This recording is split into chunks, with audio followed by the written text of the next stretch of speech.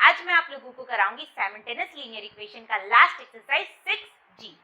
तो अगर आपने अभी तक हमारे चैनल को सब्सक्राइब नहीं किया तो जाके चैनल को सब्सक्राइब करो, बेल आइकन को प्रेस करो ताकि आने वाली वीडियो की नोटिफिकेशन भी आपको टाइम टू टाइम मिल जाए। तो चलिए लेट ना करते हुए वीडियो को स्टार्ट करते हैं। मेरा पहला क्वेश्चन क्या है? Number 1, Rohit says to Ajay, give me 100, I shall then become twice as rich as you. Rohit ने अजय को क्या बोला कि अगर तुम मुझे 100 रुपीज दे दोगे तो तुम जितने रिच हो मैं उसका ट्वाइस हो जाऊंगा। तो अजय ने क्या रिप्लाई दिया? इफ यू गिव मी 10, अगर तुम मुझे 10 रुपीज देते हो तो I shall be 6 times as rich as you. तो मैं तुम जितने रिच हो मैं उसका 6 टाइम हो जाऊंगा। तो बताओ दोनों के पास कितना पैसा है? तो हम लेट कर लेते हैं। पहले late money Rohit has is equal to rupees X and money Ajay has is equal to rupees Y। हमने लेट कर लिया कि रोहित के पास X रुपीज है और अजय के पास Y रुपीज है। क्लियर? अब आपको जो दो कंडीशन दिया है उस दोनों कंडीशन में इक्वेशन को पुट करना है। तो चलिए करते हैं। पहला कंडीशन मुझे क्या गिवन है? पहला कंडीशन मुझे गिवन है, रोहित ने अजय को बोला कि अगर तुम मुझे 100 रुपीज दोगे, मीन्स रोहित ने अजय को क्या बोला कि अगर तुम मुझे 100 रुपीज दोगे तो मैं तुम जितने रिच हो मैं उसका ट्वाइस हो जाऊंगा। तो पैसे किसे देने हैं? अजय को। अगर रोहित को अजय पैसे देगा यानी अजय ने पैसे दिया तो अजय के पास कितना पैसा बन गया? y minus 100। अजय ने 100 रुपीज रोहित को दे दिया। पहले अजय के पास y रुपीज थे, उसने क्या किया? 100 रुपीज रोहित को दे दिया। तो हो गया अजय के पास y माइनस 100 और रोहित के पास x रुपीज था। जब उसे 100 रुपीज मिल गया तो उसके पास हो गया x प्लस 100। इस कंडीशन में क्या होगा कि जो रोहित का पैसा है वो अजय के पैसे के ट्वाइस हो जाएगा। क्या बोला? एक बार मैं और रिपीट कर रही हूँ। रोहित ने अजय को बोला कि अगर तुम मुझे 100 रुपीज दोगे तो मेरे पास जो पैसा है वो तुम्हारे पैसे का ट्वाइस हो जाएगा। तो पहले अजय के पास y रुपीज था, उसने 100 दे दिया तो अजय के पास बचा y माइनस 100। रोहित के पास x रुपीज था, उसे 100 रुपीज मिल गया तो उसके पास हो गया x प्लस 100। अब इसका पैसा ट्वाइस हो गया। तो इक्वेशन को बैलेंस करने के लिए, LHS और RHS को इक्वल करने के लिए हम दोनों तरफ सेम करते। तो ये ट्वाइस है तो मुझे इसे ट्वाइस करना पड़ेगा। ये बन गया मेरा इक्वेशन 1। बस मेन आपको इक्वेशन बनाना है। अगर आपने इक्वेशन बना लिया फिर सॉल्व करना तो बहुत इजी है। हमने जो 3 मेथड सीखा है, जो आपको सुटेबल लगे उसे सॉल्व करो उस मेथड से। 2y minus 200 is equal to x plus 100। तो ये आ जाएगा 2y minus x is equal to 300। Clear? इसे डाल दो इक्वेशन 1। अब दूसरा कंडीशन है, अजय क्या बोलता है रोहित को कि अगर तुम मुझे 10 रुपीज दोगे, यानी इस बार रोहित को 10 रुपीज देना है। रोहित के पास x रुपीज है, अगर वो 10 रुपीज दे देगा तो रोहित के पास बचेगा x माइनस 10 और ये 10 रुपीज अगर अजय को मिल जाएगा तो अजय के पास हो जाएगा y प्लस 10। तो क्या बोला जा रहा है कि अगर रोहित अजय को 10 रुपीज दे देता है तो अजय जो है वो रोहित का 6 टाइम्स रिच हो जाएगा। ये 6 टाइम रिच हो गया तो मुझे किसे 6 टाइम रिच करना पड़ेगा? रोहित को। अब दोनों इक्वल हो गया। 6x minus 60 is equal to y plus 10। तो ये हो गया मेरा 6x minus y is equal to 70। दोनों इक्वेशन को सॉल्व करना है तो आप चाहे तो सेकेंड इक्वेशन को आप 2 से मल्टीप्लाई कर लो तो y सेम हो जाएगा, या फर्स्ट इक्वेशन को 6 से मल्टीप्लाई कर लो x सेम हो जाएगा, आपकी इच्छा। तो मैं सेकेंड को ही 2 से मल्टीप्लाई कर देती हूँ। 2y minus x is equal to 300। ये पहला इक्वेशन है। अगर इसे मैं 2 से मल्टीप्लाई करूं तो पहले मैं y को लिख रही हूँ, पहले माइनस y को लिखूंगी फिर प्लस 6x को लिखूंगी।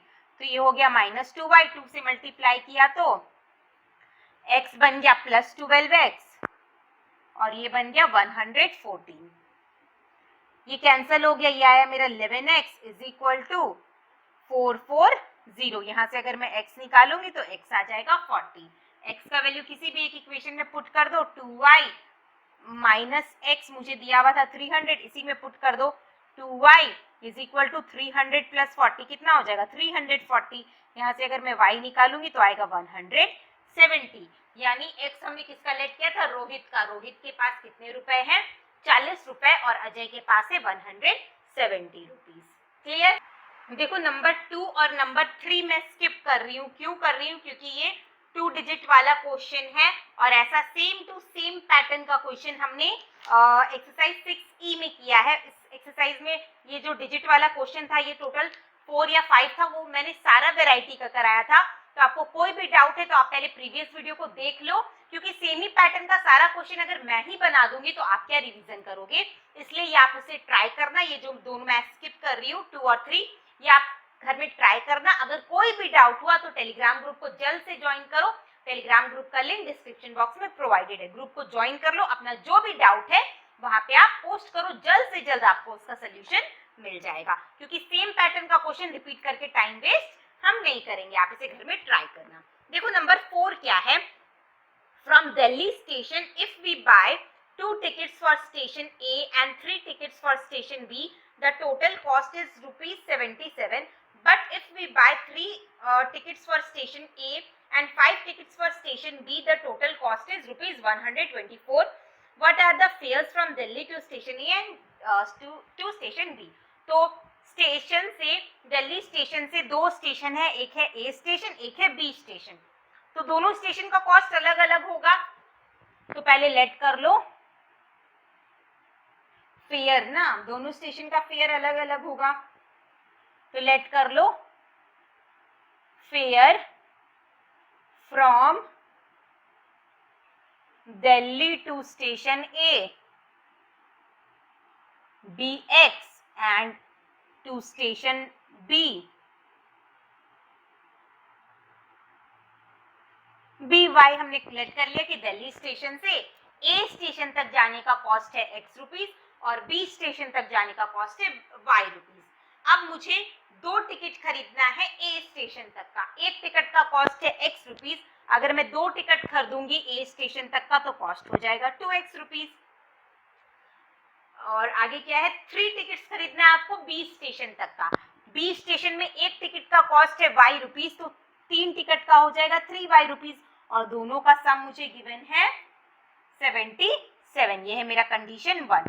कंडीशन 2 क्या गिवन है, but if we buy 3 tickets for station A, but अगर मैं अब 3 टिकट खरीदती हूँ A स्टेशन का, यानी 3X, एक टिकट का है X तो 3 टिकट का हो जाएगा 3X, और 5 टिकट खरीदती हूँ B स्टेशन का तो कॉस्ट हो जाएगा 5Y, और इस केस में मुझे गिवन है 124। This is equation 2। अब आपको इसे सॉल्व करना है, सिंपल सा बात है। इसे 2 से मल्टीप्लाई कर देना, इसे 3 से मल्टीप्लाई कर देना, इक्वेशन सेम हो जाएगा। उसके बाद आप सॉल्व कर देना। 2 से मल्टीप्लाई करोगे तो 4x + 6y is equal to 7 2 14, 14 1 15। इसे 3 से करोगे तो 3 3 सॉरी मैंने उल्टा कर दिया, इसे 3 से करना था, इसे 2 से ना। x का कॉमन मल्टीपल है 6, 2 को 6 बनाने के लिए 3 से और 3 को 6 बनाने के लिए 2 से। तो ये हो गया मेरा 6x + 9y is equal to 3 7 21, 3 7 21 और 2 23। इसे 2 से करोगे तो 6x + 10y is equal to 842।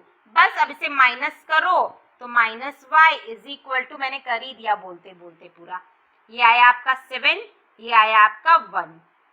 Clear, यानी y आ गया आपका 17, y का वैल्यू पुट कर देना किसी एक इक्वेशन में, x आ जाएगा। y था मेरा स्टेशन B का कॉस्ट, इसे आप पुट कर दो कोई भी एक इक्वेशन में, y का वैल्यू तो आपका x चला आएगा। ठीक है, तो ये आप पुट कर लेना। नेक्स्ट देखो नंबर 5। नंबर 5 भी आपका डिजिट वाला ही क्वेश्चन है, बट इसका पैटर्न थोड़ा सा अलग है, इसलिए मैं ये सॉल्व कर रही हूँ। देखो क्या है question, the sum of a digits of a 2 digit number is 11। एक नंबर के दोनों डिजिट 1s प्लेस और 10s प्लेस के डिजिट का सम है 11। If the digit at 10s place is increased by 5, अगर मैं 10s प्लेस के डिजिट को 5 इंक्रीज कर देती हूँ और 1s प्लेस के डिजिट को 5 डिक्रीज कर देती हूँ, तो जो मेरा नया नंबर आ रहा है उसका डिजिट रिवर्स हो जा रहा है। मतलब 5 10s प्लेस वाली में 5 इंक्रीज करने से और 1s प्लेस वाली में से 5 डिक्रीज करने से नंबर रिवर्स हो जा रहा है। तो फाइंड आउट करो कि वो नंबर क्या है। तो सबसे पहले आप डिजिट लेट करो, let 1s place digit be x and tens place digit भी y। मुझे हिंट्स क्या गिवन है कि दोनों डिजिट का सम है 11, तो x plus y is equal to है मेरा 11। ठीक है, ये हो गया इक्वेशन 1। आगे क्या बोल रहा है, if the digit at a tens place is increased by 5।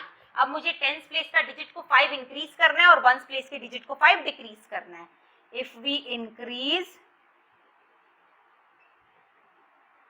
Tense place digit by 5 and decrease ones place digit by 5, new digits क्या हो जाएगा मेरा, अगर मैं ऐसा करती हूँ तो मेरा नया डिजिट हो जाएगा टेंस प्लेस वाले को 5 इंक्रीज करना है यानी y प्लस 5, और वंस प्लेस वाले को 5 डिक्रीज करना है यानी x माइनस 5। क्लियर। क्वेश्चन में क्या बोल दिया कि अगर आप ऐसा करते हो तो आपका जो नया डिजिट आ रहा है वो पुराने वाले डिजिट से रिवर्स हो जा रहा है। इसमें x मेरा था वंस प्लेस का डिजिट, इसमें ये y प्लस 5 बन गया मेरे टेंस प्लेस का डिजिट, यानी x इज इक्वल टू है मेरा y प्लस 5 के और y इज इक्वल टू है मेरा x माइनस 5 के। कोई भी एक इक्वेशन ले लो, मैं इसे ले लेती हूँ, तो x माइनस y का वैल्यू आ जाएगा आपका 5। ये हो गया इक्वेशन 2। बस अब इन दोनों इक्वेशन को सॉल्व करो तो आपका x और y का वैल्यू आ जाएगा। कैसे करोगे, तो दोनों इक्वेशन को ऐड कर दो। तो देखो अगर मैं दोनों को ऐड करती हूं तो यहां से मेरा 2x आता है 16, x आएगा 8, और अगर x 8 आया है तो इसमें पुट कर दोगे तो y आ जाएगा आपका 11 माइनस 8 यानी 3। तो नंबर क्या होगा मेरा, टेंस प्लेस का नंबर था y ना, यानी नंबर हो जाएगा मेरा 38। क्लियर। टेंस प्लेस का है y, टेंस प्लेस का है 3 इंटू 10 30, 30 प्लस 8 38। क्लियर। बहुत इजी था। नंबर 6 जो मैं समझाने जा रही हूँ बहुत ही ज्यादा ट्रिकी और अच्छा क्वेश्चन है, तो इसे ध्यान से समझना तभी आपका कंसेप्ट क्लियर होगा। देखो क्या बोल रहा है क्वेश्चन में, 90% of acid solution and 97% of acid solution are mixed to obtain 21 liter of 95% acid solution. How many liters of each solution are mixed? दो सोल्यूशन है आपका, दो एसिड सोल्यूशन है। पहले वाले एसिड सोल्यूशन ए टाइप का है, दूसरा वाला एसिड सोल्यूशन है बी। पहले वाले एसिड सोल्यूशन का 90% अगर मैं दूसरे वाले एसिड सोल्यूशन के 97% से मिक्स करती हूँ तो एक मिक्सचर बनता है, वो भी एसिड सोल्यूशन ही होता है और उसका एसिड का क्वांटिटी होता है 95%। यहाँ 90% कहने का मतलब है कि जो भी सोल्यूशन है उसमें 90% एसिड है और 10% वाटर है। ठीक है, एक सोल्यूशन है ए जिसमें 90% एसिड है और 10% वाटर है, एक दूसरा सोल्यूशन है बी जिसमें 97% एसिड है और 3% वाटर है। जब मैं दोनों को मिला देती हूँ तो एक नया सोल्यूशन बन के आता है जिसमें 95% एसिड हो जाता है और 5% वाटर हो जाता है। ठीक है, और मिलाने के बाद जो मिक्सचर है उसका क्वांटिटी होता है 21 लीटर। मतलब कुछ लीटर मैंने ए का लिया है और कुछ लीटर मैंने बी का लिया है, मिलने के बाद बन रहा है 21 लीटर। तो आपसे पूछ रहा है कि बताओ कितना लीटर ए को मिलाया और कितना लीटर बी को मिलाया कि जो नया सोल्यूशन आया है उसका क्वांटिटी हुआ है 21 लीटर। अब देखो इसे मैं कैसे करूंगी, तो सबसे पहले हम लेट कर लेते हैं कि हमने x लीटर ए को और y लीटर बी को मिलाया है ताकि 21 लीटर मेरा नया सोल्यूशन बना है। ठीक है,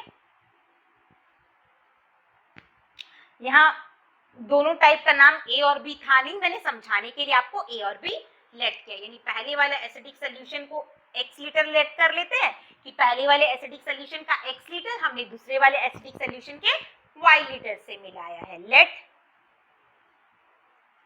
x liter of first solution be mixed with y liter of second solution। Clear. पहले सोल्यूशन का x लीटर दूसरे सोल्यूशन के y लीटर से मिलाया तो दोनों मिलके कितना लीटर हो गया 21 लीटर, यानी x plus y is equal to हो गया मेरा 21 लीटर। ये हुआ पहला इक्वेशन। अब दूसरा इक्वेशन कैसे बनाओगे, तो देखो दूसरा इक्वेशन मैं परसेंट के फॉर्म से बनाऊंगी। अच्छा अब एक चीज सुनना, मैं एक एग्जांपल दे रही हूँ, उससे पहले ध्यान से समझना। सपोज करो एक बकेट है,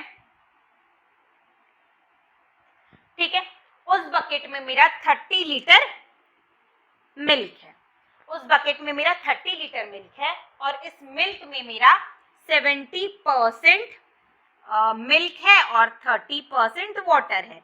मिल्क में वाटर मिक्स ही रहता है और मिल्कमैन और थोड़ा मिला देते, तो सपोज करो कि ये जो मिल्क है मेरा 30 लीटर, उसमें 70% मिल्क है और 30% वाटर है, ठीक है। अब इस मिल्क से अगर आप 10 लीटर मिल्क बाहर निकालोगे तो इसमें मिल्क और वाटर का क्या क्वांटिटी होगा। जैसे होल मिल्क है, ये पूरा 30 लीटर जो होल मिल्क है उसमें मिल्क और वाटर का जो परसेंटेज है वो 70% मिल्क है और 3% वाटर है, मतलब 7:3 का रेशियो है। अगर इसमें से अगर आप 10 लीटर मिल्क अलग कर लेते हो तो उसमें भी आपका मिल्क और वाटर का रेशियो 7:3 ही होगा, मतलब 10 लीटर मिल्क में भी मेरा 70% मिल्क और 30% वाटर होगा। इसमें से अगर आप एक ग्लास मिल्क भी लेते हो तो उस एक ग्लास मिल्क में भी आपका 70% मिल्क और 30% वाटर होगा। अब ये मैं आपको क्यों समझा रही हूँ, क्योंकि देखो आपके क्वेश्चन में पहले बोल दिया था कि जो फर्स्ट टाइप वाला एसिडिक सोल्यूशन है वो 90% है और जो दूसरे टाइप वाला एसिडिक सोल्यूशन है वो 97% है।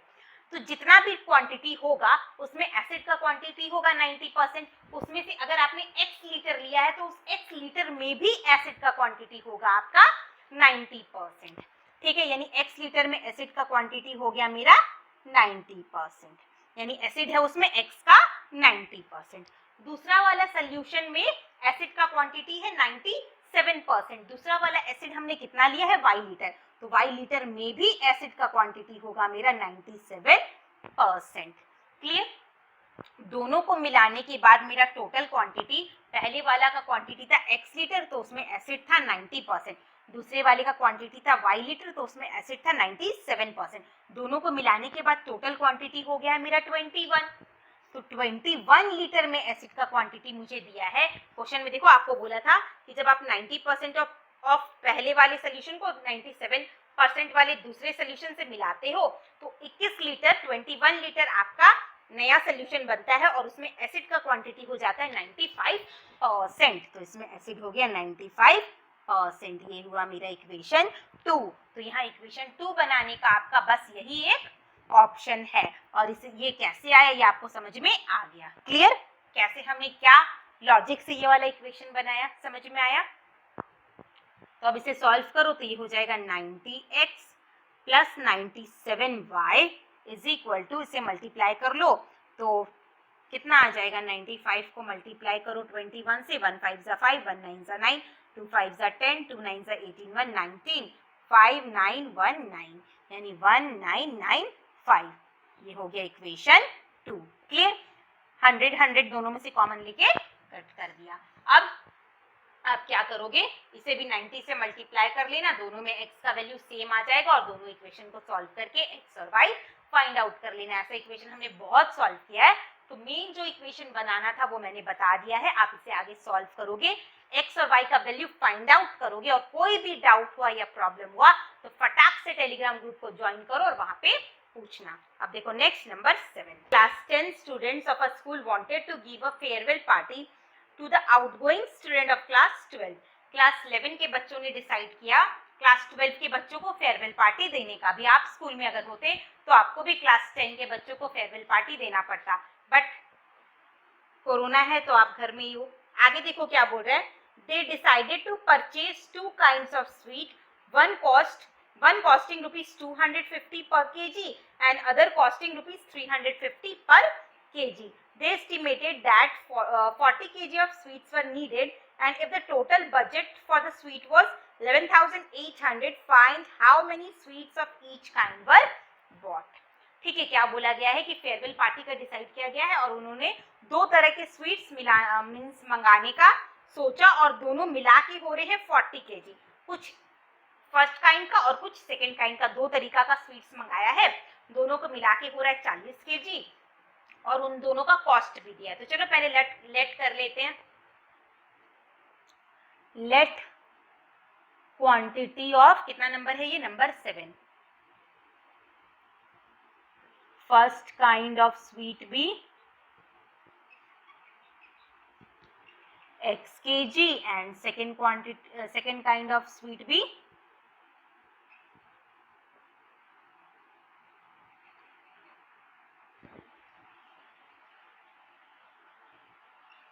y kg, और दोनों मिला के आपका हो रहा है कितना, 40 kg। यानी पहला इक्वेशन तो आपका बन गया x + y = 40। आगे क्या बोल रहे हैं कि पहले वाले काइंड का जो स्वीट है उसका कॉस्ट है 250 पर केजी। अगर 1 केजी का दाम है 250 तो x केजी का दाम हो जाएगा x × 250। दूसरे वाले जो स्वीट है उसका कॉस्ट है 350 पर केजी, तो 1 केजी का दाम है 350 तो y केजी का हो जाएगा y × 350, और दोनों को मिला के टोटल कॉस्ट आता है मेरा 11,800। This is the equation 2। पहले तीनों में से 10 कॉमन ले लो, 10 10 10 खत्म।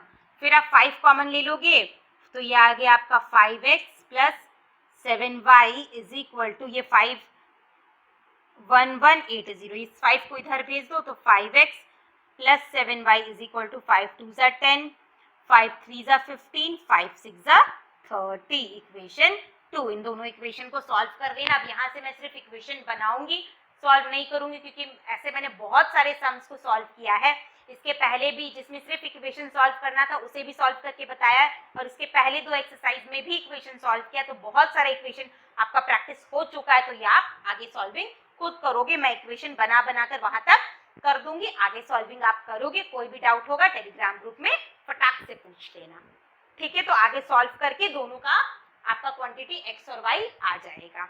तो देखो नेक्स्ट नंबर 8। देखो नंबर 8 क्या है, Mr and Mrs Ahuja weight 8 kg and 5 kg respectively.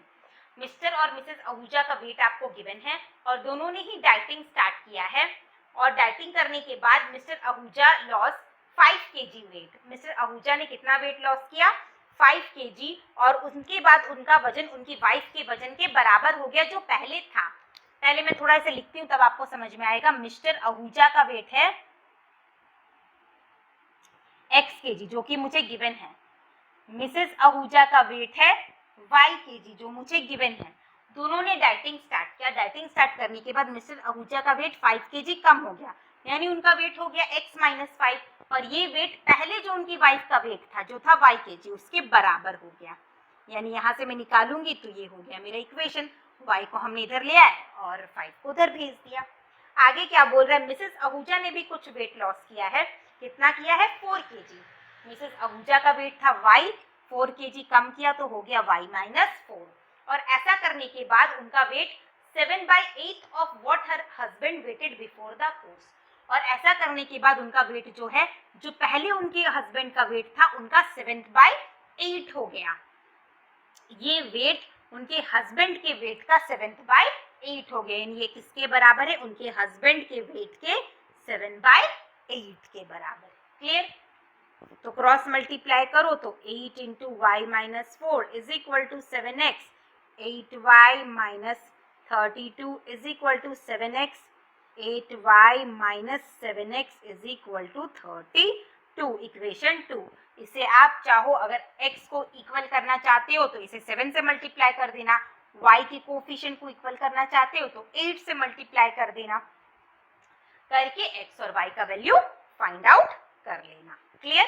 अब देखो नेक्स्ट नंबर 9। नेक्स्ट देखो नंबर 9 क्या है, a part of a monthly expenses of a family is constant and the remaining very with the number of members in the family.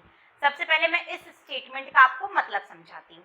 आपको क्या बोल रहा है कि सपोज करो एक फैमिली का टोटल मंथली का एक्सपेंसेस है 3000, ठीक है। 3000 का कुछ पार्ट कांस्टेंट है। कांस्टेंट कहने का मतलब जितना भी मेंबर रहे, चाहे 2 रहे, 4 रहे, 8 रहे, उतना पैसा तो लगता ही है। तो सपोज कर लो कि 1000 रुपीज जो है वो कांस्टेंट है, ठीक है, मतलब 1000 रुपीज तो आपका लगता ही है। बचा जो पैसा है वो वेरी करता है मेंबर के नंबर पे, यानी अगर मान लो बचा है 2000 तो 2000 डिपेंड कर रहा है मेंबर के नंबर पे। अगर कम मेंबर है तो 2000 लगेगा, अगर ज्यादा मेंबर है तो 2000 से ज्यादा लगेगा, मतलब वो मेंबर के नंबर पे डिपेंड कर रहा है। तो आपसे बोल रहा है कि बताओ कि जो कांस्टेंट एक्सपेंसेस है वो कितना है और जो एक्सपेंस आपका डिपेंड कर रहा है मेंबर्स के नंबर पे वो कितना है। तो आप लेट कर लो, let the constant monthly expenses be ₹X and हमने लेट कर लिया कि कांस्टेंट है X और जो बचा हुआ पैसा है वो मेंबर पे डिपेंड कर रहा है, यानी आप एक मेंबर पे कितना खर्चा हो रहा है वो ना लेट करोगे, तभी ना पता चलेगा कि 4 मेंबर रहेंगे तब कितना लगेगा, 5 मेंबर रहेंगे तो कितना लगेगा। X तो कांस्टेंट है, कितना भी मेंबर रहे X रुपीस तो खर्च होगा ही आपका, और बचा जो पैसा है वो डिपेंड कर रहा है मेंबर के नंबर पे। तो आप लेट कर लो कि एक पर्सन के पीछे कितना खर्चा हो रहा है and let money spends on each member भी क्लियर। मैं एक बार और इसे डिस्कस कर देती हूँ। आपको क्या बोला था कि एक मींस फैमिली का कुछ मंथली एक्सपेंस है, उस एक्सपेंस का कुछ पार्ट जो है वो कांस्टेंट है, मतलब जितना भी मेंबर है उतना पैसा तो लगेगा ही, और बचा हुआ पैसा वो नंबर पे डिपेंड कर रहा है। तो आप बचा हुआ पैसा को तो नहीं लेट कर सकते, आप लेट कर सकते हो कि एक मेंबर पे कितना पैसा लग रहा है। क्यों? क्योंकि वो जो बचा हुआ पैसा है वो कांस्टेंट नहीं है, जितना मेंबर है उस हिसाब से पैसा लग रहा है। तो हमने कांस्टेंट जो एक्सपेंस है उसको लेट कर लिया X, और यहाँ y हमने लेट किया कि एक मेंबर पे कितना पैसा लग रहा है। तो आपको पहला कंडीशन दिया है, पहला क्वेश्चन क्या बोला है, for a family of 4 members the total monthly expenses are ₹40,400। अगर 4 आदमी का फैमिली है तो टोटल पैसा लग रहा है 10,400। तो x रुपीस तो आपका लगेगा ही जो कि कांस्टेंट है, और बचा हुआ पैसा किस पे डिपेंड करेगा, मेंबर पे। एक मेंबर पे y रुपीस लग रहा है तो 4 मेंबर पे लगेगा 4y, और दोनों को मिला के होगा मेरा 10,400। दूसरा कंडीशन मुझे गिवन है, whereas for a family of 7 person. अगर 7 पर्सन का भी अगर फैमिली है तो मैंने क्या बोला, जो कांस्टेंट है वो तो हर केस में लगेगा, चाहे एक मेंबर हो, चाहे 2 मेंबर हो, चाहे 3 मेंबर हो, कांस्टेंट वाला x रुपया तो खर्च होगा ही, और बचा पैसा जो है वो मेंबर पे डिपेंड करेगा। एक मेंबर पे है y तो 7 मेंबर पे हो जाएगा 7y, 7y जो कि है 15,800। दोनों को सॉल्व कर लेना, माइनस करोगे x कैंसिल हो जाएगा, -3y इज इक्वल टू हो जाएगा आपका 5,400। यहाँ से y निकालोगे तो y आ जाएगा आपका 3 1 3, 3 8 24, यानी 1,800, यानी एक पर्सन पे खर्चा हो रहा है 1,800। y का वैल्यू यहाँ पुट कर दो तो x कितना आएगा, 10,400 माइनस 4y है ना, 4y को इधर भेजोगे तो x is equal to 10,400 minus 4y, और y का वैल्यू यहाँ 1,800 पुट कर दो, यानी 10,400 माइनस 18 4 72, 7,200 माइनस करोगे तो 3,200। क्लियर? यानी फिक्स जो है, जो कांस्टेंट इनकम खर्च होता है वो होता है 3,200, और हर एक मेंबर के पीछे खर्च होता है कितना है, y का वैल्यू 1,800। क्लियर? नेक्स्ट देखो नंबर 10। नंबर 10 भी अच्छा क्वेश्चन है तो ध्यान से समझना क्या बोल रहा है। The taxi charges in a city consist of a fixed charge together with the charge for the distance covered. देखो क्या बोल रहा है, एक टैक्सी है वो कैसे चार्ज कॉस्ट करता है, एक फिक्स चार्ज और एक दूसरा charge for a distance cover. इसका मतलब क्या है, सपोज आप कहीं पर भी नहीं गए, बस खाली आप टैक्सी में बैठे, तब आपका फिक्स चार्ज जुड़ गया। कहीं पे भी आप गए नहीं, खाली टैक्सी में बैठ गए, कहीं भी नहीं गए, सिर्फ बैठ के भी उतर गए, तो सपोज करो जो भी इसका फिक्स चार्ज होगा 10 रुपीज 20 रुपीज वो तो वो लेगा ही। अब और अगर आप गए कुछ दूर गए तो जितना दूर गए डिस्टेंस के हिसाब से कॉस्ट लेगा, जो भी है उसका पर किलोमीटर के हिसाब से वो कॉस्ट लेगा। ठीक है, तो वो दोनों को मिलाकर अगर आप 10 किलोमीटर जाते हो तो आपका 315 रुपीज लगता है। मतलब अगर आप 10 किलोमीटर जाओगे तो फिक्स चार्ज जो है उसका, सपोज करो मैं एक एग्जांपल से बताती हूँ, अगर उसका फिक्स चार्ज है 10 रुपीज तो 10 रुपीज तो लेगा ही लेगा, और आप 10 किलोमीटर जा रहे हो, अगर 1 किलोमीटर का दाम है उसका 20 रुपीज तो 10 किलोमीटर का हो जाएगा 200, यानी इस केस में आपका दाम हो जाएगा 210। समझ में आया एग्जाम्पल? तो चलिए आगे प्रोसीड करते हैं। तो आप पहले लेट कर लो कि टैक्सी का फिक्स चार्ज कितना है और हर एक किलोमीटर के हिसाब से उसका चार्ज कितना है। Let x be the fixed charge and y be the charge पर किलोमीटर। ठीक है, ये हमने लेट कर लिया। अब मुझे जाना है 10 किलोमीटर, तो अगर मैं 10 किलोमीटर जाऊंगी तो x रुपीस तो लगेगा ही लगेगा। 1 किलोमीटर का दाम है y रुपीस, तो 10 किलोमीटर का हो जाएगा 10y, और टोटल मिला के मुझे गिवन है कितना हो रहा है मेरा 315। क्लियर, ये हो गया इक्वेशन 1। अगर मैं 15 किलोमीटर जाती हूँ तो उस जर्नी में मेरा कॉस्ट होता है 465, यानी x रुपीस तो मेरा लगेगा ही लगेगा। अब मैं जा रही हूँ 15 किलोमीटर, तो 1 किलोमीटर का है y, तो 15 किलोमीटर का हो जाएगा 15y, और इस केस में मेरा टोटल कॉस्ट हो जाता है 465। ठीक है, आपको क्या बोल रहा है, फाइंड करो कि फिक्स चार्ज कितना है और चार्ज पर किलोमीटर कितना है। साथ ही साथ बताओ कि अगर कोई पर्सन को 32 किलोमीटर जाना है तो कितना पैसा पे करना पड़ेगा। पहले इक्वेशन सॉल्व करो, इसे माइनस कर दो।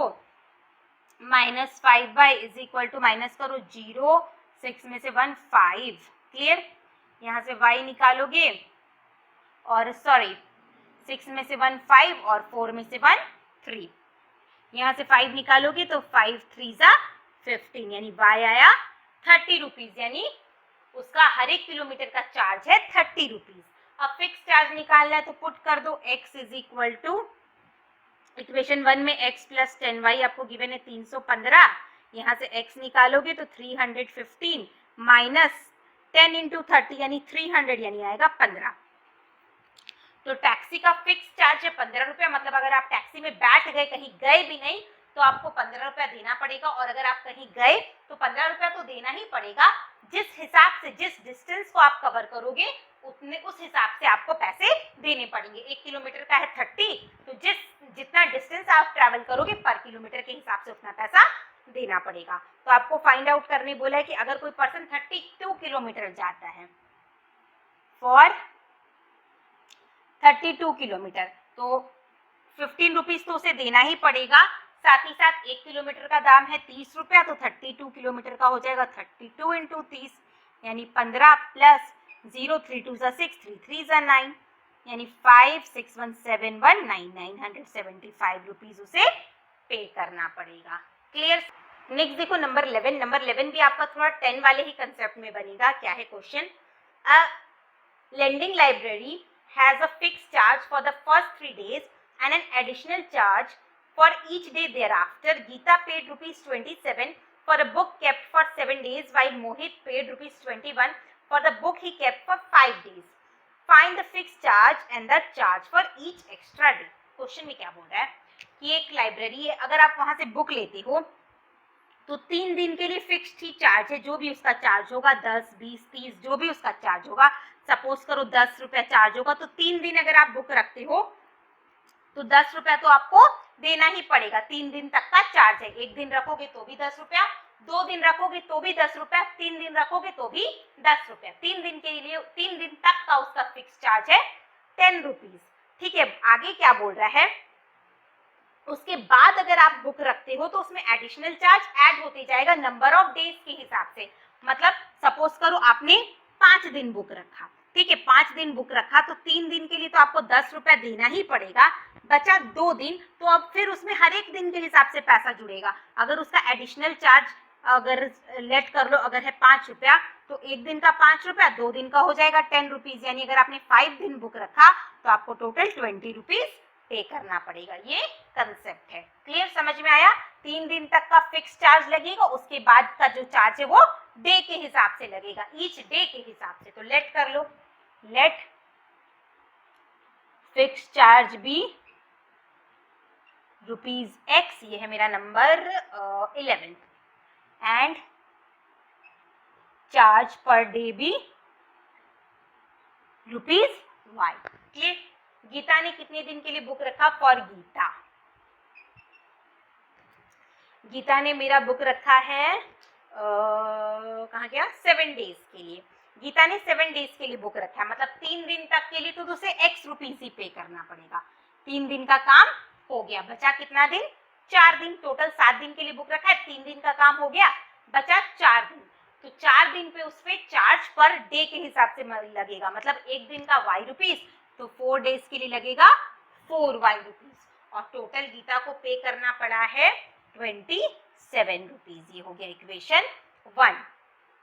मोहित ने कितने दिन के लिए बुक रखा? 5 डेज के लिए, मतलब 3 दिन के लिए मोहित को भी x रुपया ही देना पड़ेगा।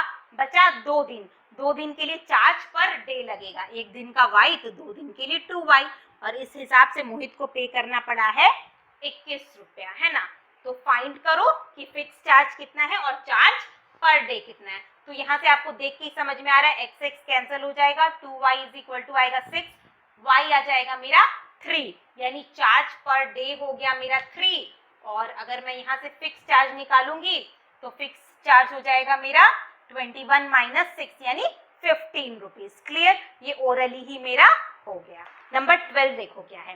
The area of a rectangle gets reduced by 9 square unit if its length is reduced by 5 unit and breadth is increased by 3 unit. ठीक है, इसके लिए मैं पहले ये इरेज कर देती हूँ।